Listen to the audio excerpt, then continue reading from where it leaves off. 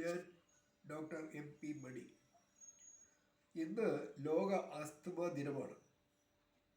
ലോക ജനസംഖ്യയിൽ 10% പേർ ആസ്മ രോഗികളാണ് എന്നാണ് വിശ്വസിക്കപ്പെടുന്നത്. ഇതൊരു വല്ലാത്ത രോഗമാണ് എന്നാണ് ഇത് അനുഭവിക്കുന്നവർ പറയാറുള്ളത്. ആഗോളതലത്തിൽ ഇന്ന് വിശ്വസിക്കുന്നത് അലർജിയാണ് ആസ്മയുടെ കാരണം എന്നുള്ളതാണ്. എന്താണ് അലർജി എന്ന് ചോദിച്ചാൽ ഒരുപാട് നീണ്ടൊരു പട്ടികയാണത്. അപ്പോൾ സാധാരണ നമ്മുടെ ഡോക്ടർമാർ രോഗികളോട് പറയാറുള്ളത് ഇതെന്താണ് അലർജി ഉണ്ടാക്കുന്നത് കണ്ടുപിടിച്ച് വരണം എന്നുള്ളതാണ്. മാത്രമല്ല ഇതിന് ആഗോളതലത്തിൽ പരിഹാരമില്ല, ശാശ്വതമായ ഒരു പരിഹാരം സാധ്യമല്ല എന്ന് വിശ്വസിക്കുന്നുണ്ട്. അപ്പോൾ അവിടെ ഒരു തിരുത്തലുണ്ടാക്കാൻ എനിക്കൊരു അവസരമുണ്ടായി. ഞാൻ 1969 ശാസ്ത്ര സാഹിത്യ പരിഷത്തിൽ അംഗമായി. അന്ന് ഷൊർണൂർ ആയുർവേദ കോളേജിലെ 2ാം വർഷ വിദ്യാർത്ഥിയാണ്.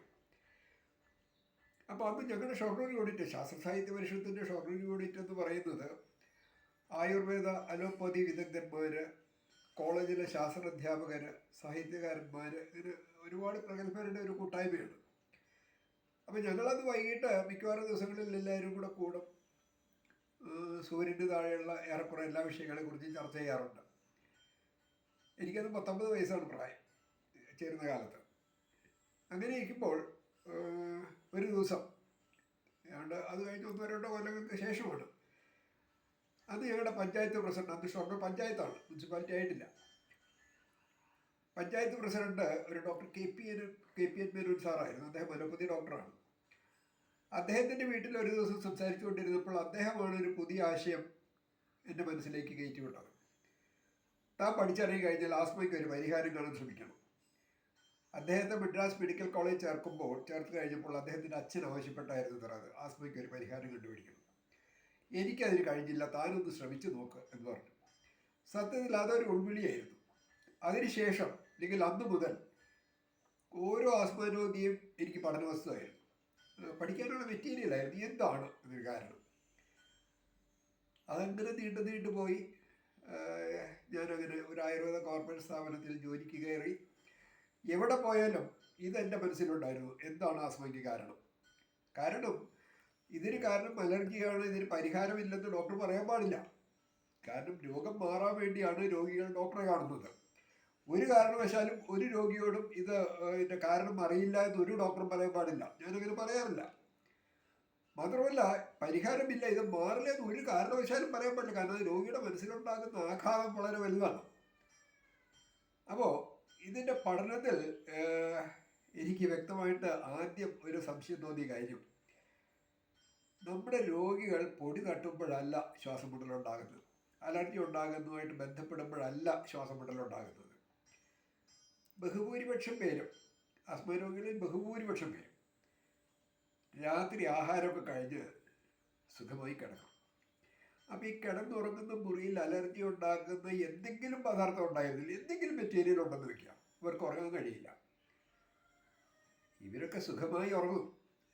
ഒരുറക്കം കഴിയുമ്പോഴാണ് ചാടി എഴുന്നേറ്റ് ശ്വാസം മുട്ടുന്നത്, തൊണ്ടയിലൊരു അസ്വസ്ഥവും ചാടി എഴുന്നേറ്റൊക്കെ വരികയും പറ്റും. ഇവിടെ ഒരു പ്രത്യേകത ഉള്ളത്, ഇത് ബഹുഭൂരിപക്ഷം രോഗികളിലും ഒരു കൃത്യസമയത്താണ് സംഭവിക്കുന്നത്. അപ്പോൾ ഈ കൃത്യസമയത്ത് ഇവിടെ അലർജി ഉണ്ടാകാൻ ആരും ഒന്നും കൊണ്ടുവന്ന് ഇടാനുള്ള സാധ്യതയില്ല. അതാണ് നമ്മൾ ഏറ്റവും കൂടുതൽ ശ്രദ്ധിക്കേണ്ട ഒരു കഥ. മാത്രമല്ല ഈ പലരും ഈ രാത്രിയിൽ ആശുപത്രി കൊണ്ടുപോകേണ്ടി വരും. ഇവരെ ആശുപത്രി കൊണ്ടുപോകാൻ ഒരു വാഹനം മുന്നിൽ വന്നു നിന്നാൽ രോഗത്തിൻ്റെ തീവ്രത പറയും, ആസ്മയുടെ ശ്വാസമുട്ടലിൻ്റെ തീവ്രത പറയും. വണ്ടി നീങ്ങിക്കൊണ്ടിരിക്കുമ്പോൾ ബഹുഭൂരിപക്ഷം പേരിലും ശ്വാസം വിട്ട് കുറഞ്ഞുകൊണ്ടുവരും. ആശുപത്രിയിൽ എത്തുമ്പോൾ ചിലപ്പോൾ കാര്യമായിട്ടുള്ള പ്രശ്നങ്ങളൊന്നും ഉണ്ടാകില്ല. അപ്പോൾ ഈ പുസ്തകത്തിൽ പറഞ്ഞ രൂപത്തിൽ ആസ്മയ്ക്ക് കാരണം അലർജി ആണെങ്കിൽ ഇതൊന്നും സംഭവിക്കാൻ പാടില്ല. വേറൊരു പ്രത്യേകത ഉള്ളത്, ഈ രോഗികൾ രാത്രിയിൽ നമ്മൾ ഉറക്കമൊഴിച്ച് വീട്ടിലൊരു കല്യാണ പരിപാടി എന്തെങ്കിലുമൊക്കെ ഉണ്ടെങ്കിൽ അതിനായിട്ട് വ്യാപൃതമായിട്ട് നടക്കുകയാണ്, അതിൽ എൻഗേജ്ഡ് ആയിരിക്കുകയാണെങ്കിൽ ആ രാത്രി ശ്വാസം മുട്ടൽ ഉണ്ടാകുന്നില്ല. വളരെ രസകരമായ സംഭവമല്ലേ അത്. എന്നോട് പണ്ടൊരു സ്വർണ്ണപ്പണിക്കാരൻ പറയുണ്ടായി, അദ്ദേഹത്തിൻ്റെ പണിശാല റോഡ് പക്കത്താണ്. രാത്രി ഉറക്കം കഴിഞ്ഞാൽ അവിടെ ഇരുന്ന് പണിയാണെങ്കിൽ ഒരു പ്രശ്നവുമില്ല, വീട്ടിൽ വന്ന് കിടന്നുറങ്ങിയാൽ ശ്വാസം വിടും. കാരണം റോഡ് പക്കത്ത് പണിയുമ്പോഴൊക്കെ പൊടി ശ്വസിക്കുന്നത്. മാത്രമല്ല ഈ അലർജി ഉണ്ടാക്കുന്ന ഇത്തരം കാര്യങ്ങൾ ശ്വാസം വിടലിന് കാരണമാകുമെങ്കിൽ ഇവിടെ റോഡ് പണിക്കാർ കടത്തുണ്ടെങ്കിൽ കടന്നുറങ്ങുന്നവര്, ചന്തയിലെ ചുമട്ടുകാർ, ഇവരുടെയൊക്കെ സ്ഥിതി എന്താ? ഇവരുടെ രോഗികൾ തീരെ കുറവാണ്. പിന്നെ നമ്മൾ ഈ പഠനങ്ങളിലൂടെ കണ്ട വേറെ വേറെ തമാശകളുണ്ട്.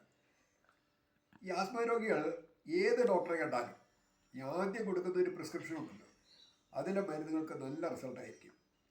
പിന്നെ ഇങ്ങനെ കുറഞ്ഞു കുറഞ്ഞു വരും, പിന്നെ വേറെ ഡോക്ടറെ കാണും. അവിടെ ആദ്യം കിട്ടുന്ന പ്രിസ്ക്രിപ്ഷനിൽ വളരെ നല്ല റിസൾട്ടായിരിക്കും. ഈ പ്രിസ്ക്രിപ്ഷനിൽ അലർജിക്കോ ആസ്മയ്ക്കുള്ള മരുന്നുകൾ ഇല്ലെങ്കിൽ പോലും. അപ്പോൾ ഈ പുസ്തകത്തിൽ പറഞ്ഞ കാര്യത്തിൽ 1% പോലും സത്യമില്ല ഈ അലർജിയാണെന്ന്. കാരണം വേറൊരു കഥയുള്ളത്, ഈ രാവിലെ എഴുന്നേറ്റ് കഴിയുമ്പോഴാണ് ഈ തുമ്മലുണ്ടാവുന്നത്, തുടർച്ചയായ തുമ്മൽ, വിട്ടുമാറാത്ത തുമ്മൽ അനുഭവപ്പെടുന്നവർ. ഒരു രോഗത്തിന് സമയം പാലിക്കാൻ പറ്റില്ല. എന്തിനാ ഈ ഉറങ്ങുന്നവർ അലർജി ഉണരുന്നത് വരെ? ആ മുറിക്കകത്ത് അലർജി ഉണ്ടാക്കുന്ന ഒരു വസ്തു ഉണ്ടായാലും പിന്നെ ഉറങ്ങുന്നവരെ കാത്തിരിക്കാൻ പറ്റില്ല. അപ്പോൾ അങ്ങനെ ഒരു പഠനം നടത്തി കഴിഞ്ഞപ്പോൾ 1987 മനസ്സിലായി ആസ്മയ്ക്ക് കാരണം അലർജിയല്ല, ഇത് ഒരു പുതിയ സിദ്ധാന്തം അനുസരിച്ച് കൈകാര്യം ചെയ്താൽ ഒരു ദിവസം കൊണ്ട് മാറും എന്നുള്ളതാണ്. അങ്ങനെ 88 ജോലി വേണ്ടെന്ന് വെച്ചു, സ്വന്തമായി പ്രാക്ടീസ് ആരംഭിച്ചു. അന്ന് ഈ പത്രമാധ്യമങ്ങൾ ഒരുപാട് സഹായിച്ചു എൻ്റെ ഈ പുതിയ അറിവ് ലേഖനങ്ങളാക്കി പ്രസിദ്ധീകരിക്കും. 88 അങ്ങനെ പ്രൈവറ്റ് പ്രാക്ടീസ് ആരംഭിച്ചു. ഒരുപാട് രോഗികൾ വന്നു. 92 ഈ പുതിയ സിദ്ധാന്തം അനുസരിച്ച് പൂർണ്ണമായ രോഗശമനം നേടിയ 10 പ്രഗത്ഭരെ അണിനിരത്തി കോട്ടയം പ്രസ് ക്ലബിൽ പത്രസമ്മേളനം നടത്തി. പിറ്റേന്ന് വാർത്ത വന്നപ്പോൾ പ്രഗത്ഭനായ ഒരു ആയുർവേദക്കാരൻ എന്നോട് പറഞ്ഞത്, തന്നെ ഞങ്ങൾ പരസ്യമായിട്ട് എതിർത്താൽ താൻ രക്ഷപ്പെടുമെന്നാണ്. ഇതുപോലെ ഒരുപാട് വേണ്ടാതീരങ്ങൾ മുഖത്ത് നോക്കി പറഞ്ഞു കുറേ പേര്. അന്ന് ലാൻഡ് ഫോണാണ്. ലാൻഡ് ഫോണിലൂടെ തെറി കേട്ടതിന് കണക്കില്ല ആയുർവേദക്കാരുടെ ആയുർവേദ ലോബി. അങ്ങനെ ഒരു പുതിയ സിദ്ധാന്തം കണ്ടെത്തി കഴിഞ്ഞാൽ അത് പരീക്ഷണസിദ്ധമായി തെളിയിക്കണം എന്നാണ് ശാസ്ത്രത്തിൻ്റെ രീതി. അപ്പോൾ അതിനു വേണ്ടിയിട്ട് ഞാനൊരു സംസ്ഥാന ആരോഗ്യവകുപ്പ് മന്ത്രിയെ പോയി കണ്ടു. അദ്ദേഹം പരിഹസിക്കുന്നത് എങ്ങനെ മാറുമെന്നാണ് നിങ്ങൾ ഈ പറയുന്നത്. ആ മന്ത്രിസഭ കഴിഞ്ഞ് അടുത്ത മന്ത്രിസഭ വന്നപ്പോൾ അതിൽ ആരോഗ്യമന്ത്രിയെ പോയി കണ്ടു.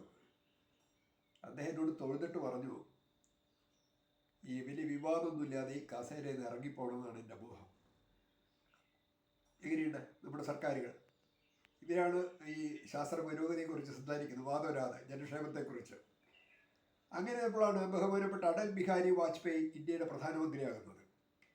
അദ്ദേഹത്തിന് വെറും അന്നത്തെ ഓർഡിനറി തപാലിൽ 5 രൂപ കവറിൽ ഞാനൊരു കത്തയച്ചു ഈ ആവശ്യം പറഞ്ഞിട്ട്. അപ്പോൾ സാധാരണ മന്ത്രിമാർക്ക് കത്തയച്ചാൽ അതാ വകുപ്പിലേക്ക് അയച്ചിട്ടുണ്ടെന്ന് പറഞ്ഞൊരു മറുപടി, സാധാരണ ഒരു മറുപടി അതാ കിട്ടുന്നത്. പക്ഷേ ബഹുമാനപ്പെട്ട അടൽജിക്ക് അയച്ച കത്തിന് മറുപടിയല്ല, നടപടിയാണ് വന്നത്. അത് കേന്ദ്ര ആയുർവേദ ഗവേഷണ കൗൺസിലിൻ്റെ സ്പീഡ് പോസ്റ്റിനാണ് അത് വന്നത്. എത്രയും വേഗം പ്രോജക്റ്റ് സബ്മിറ്റ് ചെയ്യാനായിരുന്നു. അപ്പോൾ പ്രോജക്റ്റ് തയ്യാറാക്കി അത് കോട്ടയത്താണ് താമസിക്കുന്ന കുളമ്പളൂർ മഹാത്മാഗാന്ധി സർവകലാശാലയിലെ സ്കൂൾ ഓഫ് സോഷ്യൽ സയൻസസിൽ പോയി. അദ്ദേഹം എന്നോട് പറഞ്ഞു, പ്രോജക്റ്റൊക്കെ കൊള്ളാം, പക്ഷേ ലോകത്ത് എവിടെ ഇതിന് പരിഹാരമില്ലെന്നുള്ള തെളിവ് കൊണ്ടുവരുന്നു. അങ്ങനെ ഇൻ്റർനെറ്റിൽ പോയി സെർച്ച് ചെയ്തു. അപ്പോൾ അമേരിക്കയിൽ ഒരു ആസ്മ ആൻഡ് അലർജി ഫൗണ്ടേഷൻ ഉണ്ട്, അവരാണ് ഏറ്റവും കൂടുതൽ വർക്ക് ചെയ്തത്. അവർ പറയുന്നുണ്ട് ഇതിന് പരിഹാരമില്ലെന്ന്. അത് പ്രിൻ്റ് ഔട്ട് കൊടുത്തപ്പോൾ ഇദ്ദേഹം ഇത് അക്സെപ്റ്റ് ചെയ്തു, ഒപ്പിട്ട് സ്വീകരിച്ചു. പക്ഷേ അന്ന് അദ്ദേഹത്തിനോടൊരു വാക്ക് പറഞ്ഞു, ലോകത്തിൽ ആദ്യത്തെ സംഭവം കേട്ടോ, നമുക്ക് തന്നെ ചെയ്യണമെന്ന് പറഞ്ഞു. നമ്മുടെ ആയുർവേദ ലോബി അത് അട്ടിമറിച്ചു. ഒന്ന് ആലോചിക്കുക, കൊടുംചതി മാത്രമല്ല, രാജ്യദ്രോഹമാണ്, ഭരണഘടനാ ലംഘനമാണ്, ജാതി വിവേചനമാണ്, ഇതെല്ലാം കൂടിയാണ് ഇത് ചെയ്തത്. കാരണം ഈ മഹാത്മാരൊക്കെ ആയുർവേദ കോളേജ് പ്രിൻസിപ്പൽ മുതൽ ഒരുപാട് ആയുർവേദ ഉന്നതന്മാർ ഒപ്പിട്ട കടലാസിൻ്റെ ഫയലിരിപ്പുണ്ട് ഇത് അട്ടിമറിച്ചു, തവിട് പൊടിയാക്കി അവർ കൈ തന്നു. അപ്പോൾ ഇത് അന്ന് പത്രങ്ങളിലും ടി വിയിലൊക്കെ വാർത്ത വന്നതാണ് ഇത്. പക്ഷേ നമ്മുടെ നാട്ടിലെ ജനപ്രതിനിധികൾക്കോ രാഷ്ട്രീയ നേതാക്കൾക്കോ ഇത്തരം കാര്യങ്ങളിലൊന്നും താല്പര്യമില്ല. അവർക്ക് പക്ഷേ രാഷ്ട്രീയ മാത്രം മതി. ഇപ്പോൾ ഈ ഒരുപാട് പേരെ ഉദ്ദേശിക്കുന്ന ഒരു കാര്യമുണ്ട്, അങ്ങയുടെ കാലശേഷം നഷ്ടപ്പെടരുത്, അടുത്ത തലമുറയ്ക്ക് പഠിപ്പിച്ചു കൊടുക്കണം. ഞാനതിന് കൊടുക്കുന്ന മറുപടി ഒന്നേ ഉള്ളൂ, എനിക്കൊന്നും നഷ്ടപ്പെടാനില്ല. അതാണ് ഇതിൻ്റെ പ്രത്യേകത. അപ്പോൾ അവസാനമായിട്ട് പറയാനുള്ളതാണ്, നമ്മുടെ നാട്ടിൽ ഇത്തരം ഈ ശാസ്ത്ര പുരോഗതിക്കോ അല്ലെങ്കിൽ ജനക്ഷേമ പ്രവർത്തനങ്ങൾക്കൊന്നും 1% പോലും സ്കോപ്പില്ല. എല്ലാം ഇവർ ആയുർവേദ ലോബിക്ക് അതേസമയത്ത് അലോപ്പതി പ്രഗത്ഭർ മുഴുവൻ എന്നോട് വളരെ സഹകരിച്ചിട്ട് ഒരാൾ പോലും നിഷേധിച്ച് പറഞ്ഞില്ല. ആയുർവേദ ലോബിയുടെ ഭാഗത്ത് തെറിയും ഗുണ്ടായുസും കൊട്ടേഷൻ പോലെ വന്നിട്ടുണ്ട്. അപ്പോൾ എവിടേക്കാണ് ഈ പോക്ക് നമുക്ക് അറിയില്ല, ആയുർവേദക്കാരുടെ പോക്ക്. അപ്പോൾ ഇതാണ് ഇവിടുത്തെ യഥാർത്ഥ ചിത്രം എന്ന് പറയുന്നത്. ഈ ആസ്മ എന്ന് പറയുന്നത് കാരണം അലർജി അല്ല. ഇത് പുതിയ സിദ്ധാന്തം രോഗി ഉൾക്കൊള്ളാൻ തയ്യാറാണെങ്കിൽ ഒരു ദിവസം കൊണ്ട് ഈ രോഗം മാറും.